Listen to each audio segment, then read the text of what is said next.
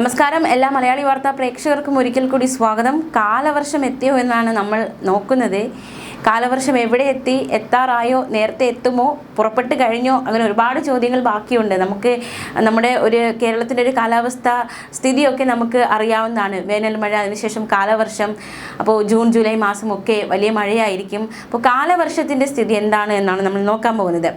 തെക്ക് പടിഞ്ഞാറൻ കാലവർഷം ഈ മാസം നേരത്തെ എത്തിയേക്കുമെന്നാണ് കേന്ദ്ര കാലാവസ്ഥാ വകുപ്പിന്റെ നിഗമനം. അതായത് ഈ മാസം 18-നും 25-നും ഇടയ്ക്ക് കേരള തീരത്ത് കാലവർഷം എത്തിയേക്കുമെന്നാണ് കേന്ദ്ര കാലാവസ്ഥാ വകുപ്പിന്റെ നിലവിലെ നിഗമനം. ഈ മാസം പകുതിയോടെ വേനൽ മഴ ശക്തമാകും. ഇപ്പോഴത്തെ ഉയർന്ന താപനിലയിൽ നിന്ന് പെട്ടെന്ന് മഴയിലേക്ക് മാറുന്നതിനാൽ ശക്തമായ കാറ്റ്, മിന്നൽ ഒക്കെ വീശുന്നുണ്ട്, മിന്നൽ വരുന്നുണ്ട്. ജൂൺ 1-നോടടുത്താണ് സാധാരണ കാലവർഷം എത്താറുള്ളത്. പക്ഷേ ഇപ്പോഴത്തെ റെക്കോർഡ് ചൂട് നമുക്കറിയാം. കടുത്ത ചൂടാണ്, കൊടും ചൂടാണ്, ഒരിടത്തും ഇരിക്കാൻ പറ്റാത്ത അവസ്ഥയിലാണ്. അപ്പോൾ ഈ ഒരു അവസ്ഥയിൽ അന്തരീക്ഷ വായു ചൂടാക്കി മുകളിലേക്ക് ഉയർത്തുക വഴി സമുദ്രത്തിൽ നിന്നുള്ള ഈർപ്പമേറിയ കാറ്റ് പെട്ടെന്ന് കരയിലെത്തും.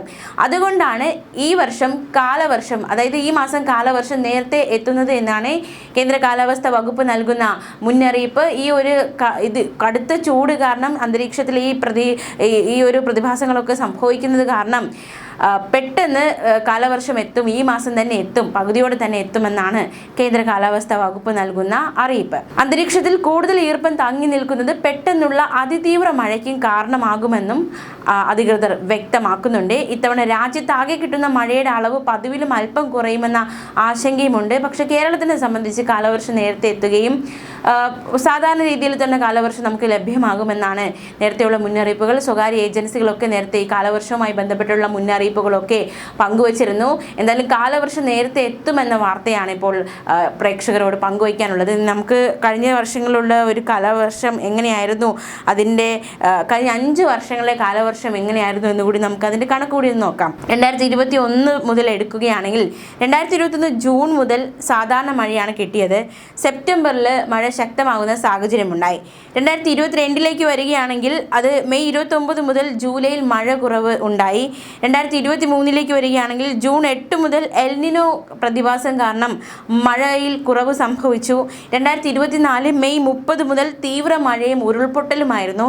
2025 അത് കഴിഞ്ഞ വർഷം മെയ് 24 മുതലായിരുന്നു ഉടനീളം മികച്ച മഴ കിട്ടി. എന്തായാലും ഈ വർഷത്തെ കാലവർഷം മെയ് 18-നും 25-നും ഇടയിൽ തുടങ്ങാൻ സാധ്യതയുണ്ട് എന്നാണ് കാലാവസ്ഥാ വകുപ്പ് നൽകുന്ന മുന്നറിയിപ്പ്. ഇനി നമ്മൾ ഇന്നത്തെ മഴ മുന്നറിയിപ്പിലേക്ക് പോവുകയാണ്. നോക്കാം ഇന്നത്തെ മഴ മുന്നറിയിപ്പ് എങ്ങനെയാണ്, ഏതൊക്കെ ജില്ലകളുണ്ട് മഴ മുന്നറിയിപ്പ് എന്ന് വിശദമായി നോക്കാം. നമുക്കറിയാവുന്നതുപോലെ തന്നെ ഇന്ന് പല ജില്ലകളിലും രാവിലെ തന്നെ അന്തരീക്ഷമൊക്കെ മാറുകയാണ്. രാവിലെ നമ്മൾ കണ്ടുകൊണ്ടിരുന്ന ആ സൂര്യൻ്റെ വെട്ടമൊക്കെ മങ്ങി മഴയുടെ ഒരു കോളിലേക്ക്, അല്ലെങ്കിൽ മഴ പെയ്യാൻ പാകത്തിലുള്ള ഒരു അന്തരീക്ഷത്തിലേക്ക് പലയിടങ്ങളിലും സാഹചര്യങ്ങൾ കൈമാറുകയാണ്. തിരുവനന്തപുരം ഭാഗത്തൊക്കെ അത്തരത്തിൽ രാവിലെ തന്നെ മഴയ്ക്കുള്ള ഒരു കോളൊക്കെ വരുന്നുണ്ട്. അപ്പോൾ എന്തായാലും നമുക്കിന്ന് മഴ മുന്നറിയിപ്പ് എവിടെയൊക്കെ, ഏതൊക്കെ ജില്ലകളാണ് മഴ മുന്നറിയിപ്പുള്ളത് എന്നതടക്കമുള്ള വിശദമായ കേന്ദ്ര കാലാവസ്ഥാ വകുപ്പിന്റെ മുന്നറിയിപ്പ് നോക്കാം. സംസ്ഥാനത്ത് ഇന്നും ഒറ്റപ്പെട്ട ഇടങ്ങളിൽ ശക്തമായ വേനൽ മഴയ്ക്ക് സാധ്യതയെന്നാണ് കേന്ദ്ര കാലാവസ്ഥാ വകുപ്പ് നൽകുന്ന മുന്നറിയിപ്പ്. ആലപ്പുഴ, കോട്ടയം, എറണാകുളം, ഇടുക്കി, തൃശൂർ, കോഴിക്കോട്, വയനാട്, കണ്ണൂർ ജില്ലകളിൽ ഇന്ന് യെല്ലോ അലർട്ടാണ്. യെല്ലോ അലർട്ട് എന്ന് ഉദ്ദേശിക്കുന്നത് നമുക്കറിയാവുന്നതുപോലെ തന്നെ ഒറ്റപ്പെട്ട ഇടങ്ങളിൽ നേരിയ മഴയ്ക്ക് സാധ്യതയുണ്ട്. അപ്പോൾ ഈ ജില്ലകളിലുള്ളവർക്കൊക്കെ വലിയൊരു ആശ്വാസമാണ് ഈ ഒരു നമുക്കറിയാവുന്നതുപോലെ തന്നെ വേനൽ മഴ. കൊടും ചൂടിനിടയിൽ എത്തുന്ന വേനൽ മഴ നമുക്ക് നൽകുന്ന ആശ്വാസം വലുത് തന്നെയാണ്. അപ്പോൾ ഈ ജില്ലകളിലുള്ളവർക്ക്, 8 ജില്ലകളിലുള്ളവർക്ക് ഇന്ന് ആശ്വാസമാണ്. ഇവിടെ മഴയ്ക്ക് സാധ്യതയുണ്ട്, മഴയുടെ അന്തരീക്ഷമായിരിക്കും ഉണ്ടാവുക. നാളെ 3 ജില്ലകളിൽ യെല്ലോ അലേർട്ട് ഉണ്ട്. ഈ ദിവസങ്ങളിലും മഴയ്ക്കൊപ്പം ഇടിമിന്നലിനും കാറ്റിനും സാധ്യതയുണ്ട്. ഇടിമിന്നൽ ജാഗ്രതാ നിർദ്ദേശങ്ങളിലേക്ക് കൂടി നമ്മൾ ഒരിക്കൽ കൂടി വരേണ്ടിയിരിക്കുന്നു. നിലവിലെ സാഹചര്യം അത്തരത്തിലാണ്, അതിലേക്ക് വരാം. അതിനു മുന്നേ മഴ ശക്തമായതോടെ താപനിലയിൽ വലിയ ആശ്വാസമാണ് രേഖപ്പെടുത്തുന്നത്. ഇന്നലെ 38 ഡിഗ്രി സെൽഷ്യസ് ആയിരുന്നു പുനലൂരിൽ രേഖപ്പെടുത്തിയ താപനില. ഇനി വരും മണിക്കൂറുകളിലെ മുന്നറിയിപ്പ് നോക്കാം. വരും മണിക്കൂറുകളിൽ പത്തനംതിട്ട, കോട്ടയം, ഇടുക്കി, എറണാകുളം, വയനാട് ജില്ലകളിൽ ഒറ്റപ്പെട്ട ഇടങ്ങളിൽ നേരിയ മഴയ്ക്ക് സാധ്യതയുണ്ട് എന്ന് കേന്ദ്ര കാലാവസ്ഥാ വകുപ്പ് അറിയിച്ചിരിക്കുകയാണ്. ഇന്ന് നേരത്തെ പറഞ്ഞതുപോലെ 8 ജില്ലകളിൽ യെല്ലോ അലർട്ടാണ്. നാളെ കൊല്ലം, പത്തനംതിട്ട, ആലപ്പുഴ ജില്ലകളിലും 4-ാം തീയതി ഇടുക്കി, പാലക്കാട്, മലപ്പുറം ജില്ലകളിലും മഞ്ഞ അലർട്ട് പ്രഖ്യാപിച്ചിട്ടുണ്ട്. 4-ാം തീയതി വരെ മഴ തുടരുമെന്ന് തന്നെയാണ് കേന്ദ്ര കാലാവസ്ഥാ വകുപ്പ് അറിയിച്ചിരിക്കുന്നത്. ഒറ്റപ്പെട്ട് ശക്തമായ മഴയ്ക്കുള്ള സാധ്യതയാണ് പ്രവചിക്കപ്പെട്ടിരിക്കുന്നത്. 24 മണിക്കൂറിൽ 64.5 മില്ലിമീറ്റർ മുതൽ 115.5 മില്ലിമീറ്റർ വരെ മഴ കിട്ടുന്ന സാഹചര്യത്തെയാണ് ശക്തമായ മഴ എന്നതുകൊണ്ട് അർത്ഥമാക്കുന്നത്. ഇനി നമ്മൾ നോക്കാൻ പോകുന്നത് മഴക്കെടുതി. ഇപ്പോൾ വേനൽ മഴ നമ്മൾ ആഗ്രഹിച്ചു, വേനൽ മഴ കിട്ടുന്നുണ്ട്, പലർക്കും അത് ആശ്വാസമായി മാറുന്നുണ്ട്. അതുപോലെ തന്നെ നമ്മൾ ഭയക്കേണ്ട ഒന്നാണ് ഈ വേനൽ മഴക്കെടുതികൾ. മഴക്കെടുതികൾ ഒരു വശത്ത് ഉണ്ടാകുന്നുണ്ട്. കഴിഞ്ഞ ദിവസം ഇടിമിന്നലേറ്റ് ചില വ്യക്തികൾക്കൊക്കെ പരിക്കേൽക്കുന്ന സാഹചര്യമുണ്ടായി.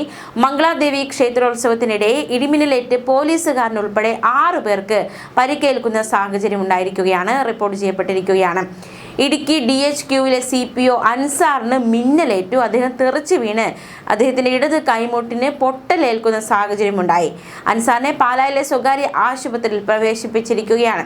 തിരുവനന്തപുരം ആഴിമല സ്വദേശി വിഷ്ണുവിന് ഇടിമിന്നലേറ്റു. തമിഴ്നാട് ചിന്നമന്നൂർ സ്വദേശികളായ ധനലക്ഷ്മി, ലോകമണി, കമ്പം സ്വദേശി കാളിയമ്മാൾ, തൃശൂർ സ്വദേശിനി രമ്യ എന്നിവർക്കും പരിക്കേൽക്കുകയുണ്ടായി. ഇടിമിന്നലേറ്റ് പരിക്കേറ്റ എല്ലാവരെയും കുമളി കുടുംബാരോഗ്യ കേന്ദ്രത്തിൽ പ്രവേശിപ്പിച്ചു. ഡോക്ടർമാരുടെ നിരീക്ഷണത്തിലാണ് ഇവർ ആയിരിക്കുന്നത്.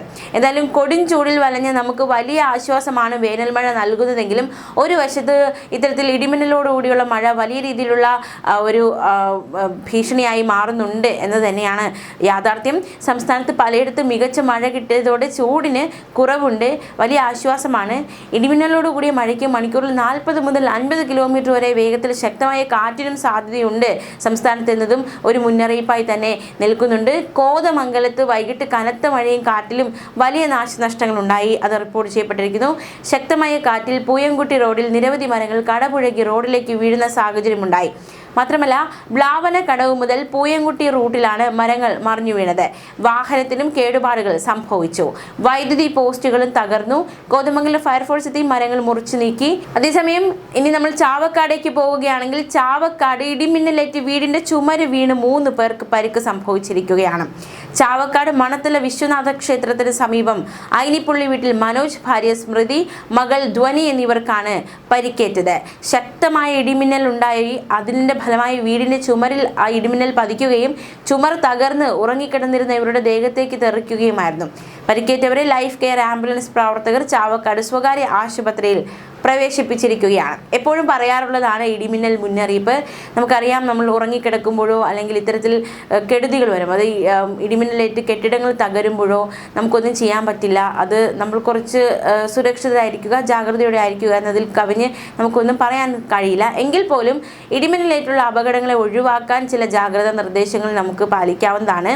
പ്രത്യേകിച്ച് 5-ാം തീയതി വരെ ഇടിമിന്നലോട് കൂടിയ മഴയ്ക്ക് മണിക്കൂറിൽ 40 മുതൽ 50 കിലോമീറ്റർ വരെ വേഗത്തിൽ ശക്തമായി കാറ്റിന് സാധ്യതയുണ്ടെന്ന് കേന്ദ്ര കാലാവസ്ഥാ വകുപ്പ് മുന്നറിയിപ്പ് നൽകിയിരിക്കുകയാണ്.